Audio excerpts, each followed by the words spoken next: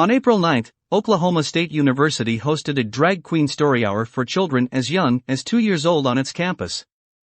The event was part of the university's Pride 2022 celebration.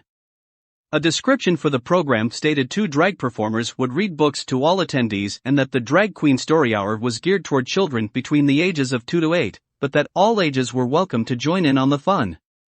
You heard right. A major university, paid for by the good conservative citizens here in the heartland of America, is openly declaring that it is working to groom our children and that they are starting when they are as young as 2 years old. This nonsense is pervasive across our nation. What happens in Vegas doesn't stay in Vegas. If it's happening in Oklahoma, it is happening in your own backyard. You've been told before of the Chicago Public School District, where they now provide prophylactics to all 5th graders throughout the city's school system because they want to make condoms available to students when they think they need them. You've been told before of the Arizona Department of Education's promotion of books and research papers that claim babies as young as 3 months old already harbor sexual biases that demand the state's intervention.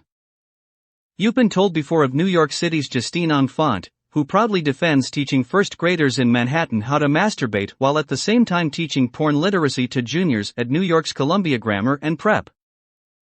And then there is the National Education Association. You've been told before of this organization's official declaration at its last annual conference, where its members voted to codify the following: we resolve to develop a study to critique cis-heteropatriarchy. In other words, the NEA is telling you straight up that they will be teaching your children that 2-parent families, traditional morality and heterosexual fidelity should be dismantled and replaced by their neo-Marxist sexual nihilism.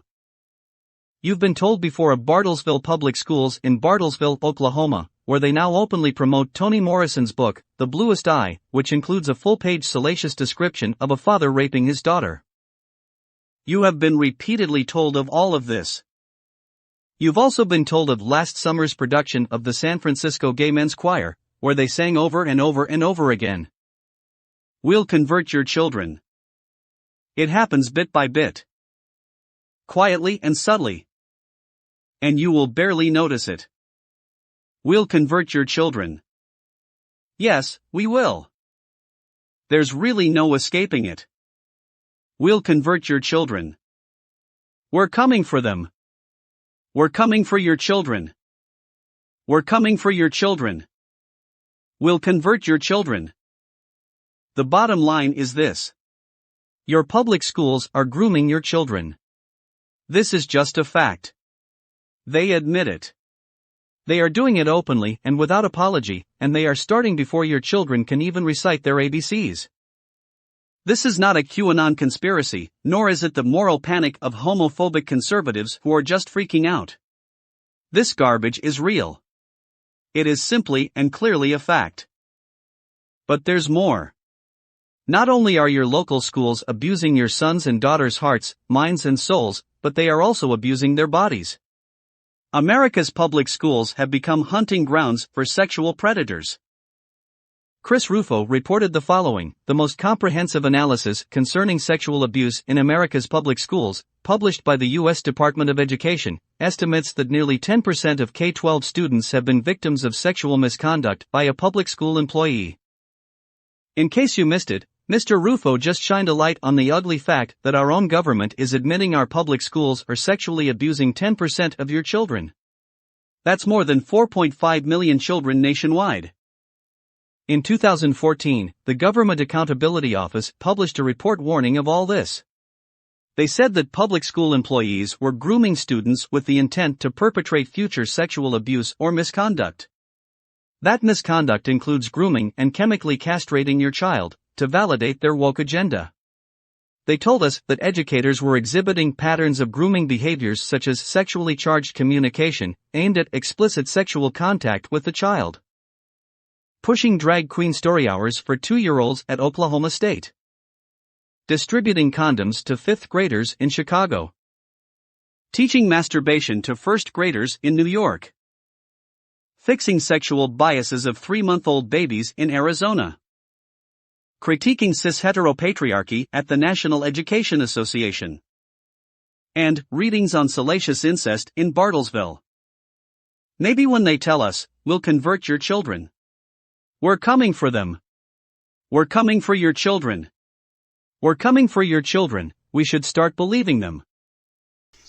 There are way too many people arguing way too hard to tell kids what they do with their peepees. To explain critical race theory, it helps to begin with a brief history of Marxism. Originally, the Marxist left built its political program on the theory of class conflict. Karl Marx believed that the primary characteristic of industrial societies was the imbalance of power between capitalists and workers. The solution to that imbalance, according to Marx, was revolution. The workers would eventually gain consciousness of their plight, seize the means of production, overthrow the capitalist class, and usher in a new socialist society. It failed, over and over and over. But rather than abandon their political project, Marxist scholars in the West simply adapted their revolutionary theory to the social and racial unrest of the 1960s. Abandoning Marx's economic dialectic of capitalists and workers, they substituted race for class and sought to create a revolutionary coalition of the dispossessed based on racial, ethnic, or more recently, gender categories. Critical race theory is an academic discipline, formulated in the 1990s and built on the intellectual framework of identity-based Marxism. Relegated for many years to universities and obscure academic journals, it has increasingly become the default ideology in our public institutions over the past decade. It has been injected into government agencies, public school systems, teacher training programs, and corporate human resources departments, in the form of diversity training programs, human resources modules, public policy frameworks, and school curricula. Basically, they're indoctrinating your kids to be good little communists.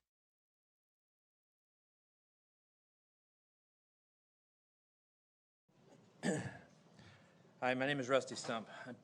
My mom calls me Russell. I'm a lot of trouble, so you can call me Rusty anytime you want. I live in TPUSD and have a school-aged child. Tonight, I just want to publicly express my support for the recent actions of the school board, and particularly for the 3 newest board members. My support is not unconditional. My unconditional support for, or faith in, or allegiance to anyone is reserved only for God Almighty, the creator and sustainer of all that we see and all that we don't see. My support for Mr. Komrosky, Mrs. Wiersma, and Mr. Gonzalez is based on their actions to promote academic excellence while protecting our children from the propagation of deceitful and harmful, demented worldviews. You are, I believe, supported by the majority of the people in the district. And the majority of the people in the district want you to stay the course. Stand strong against the lies. Stiffen your resolve as you endure the ad hominem attacks, and be firm in your commitment to right, even in the face of the vitriolic attacks leveled against you and your families. And always remember that our struggle is not against flesh and blood. Thank you.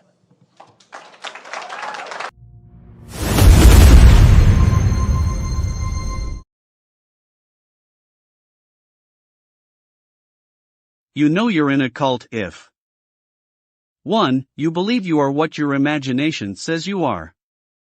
Delusional, characterized by or holding false beliefs or judgments about external reality that are held despite incontrovertible evidence to the contrary, typically as a symptom of a mental condition.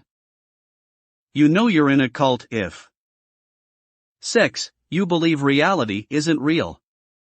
Delusional, characterized by or holding false beliefs or judgments about external reality that are held despite incontrovertible evidence to the contrary, typically as a symptom of a mental condition. You know you're in a cult if 10. Thanks to Jamie Lee Curtis, who didn't know how many Oscars she'd won, them can't count.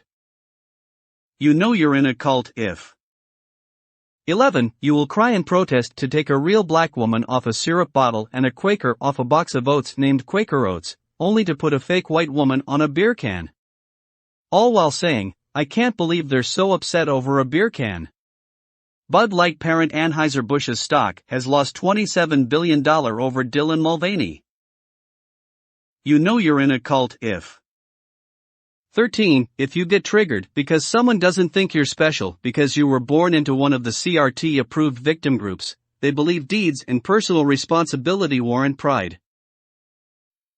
You know you're in a cult if 18. Lost your shit over To Kill a Mockingbird and Huckleberry Finn but are screaming about banning books with gay sex and masturbation in school libraries. Even though the books aren't banned, you can purchase and beat off to them at your leisure. You know you're in a cult if 20. Will lie even with irrefutable evidence. You know you're in a cult if 21. Being so filled with hate, you will groom, mutilate, and murder your own children, all while calling your opposition fascists. You know you're in a cult if 22. Believes that out of 7 billion people on the planet, white, straight, males are somehow oppressing everyone else.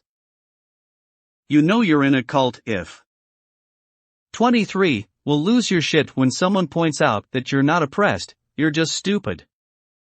You know you're in a cult if 25. Will refer to a biology book as right-wing propaganda.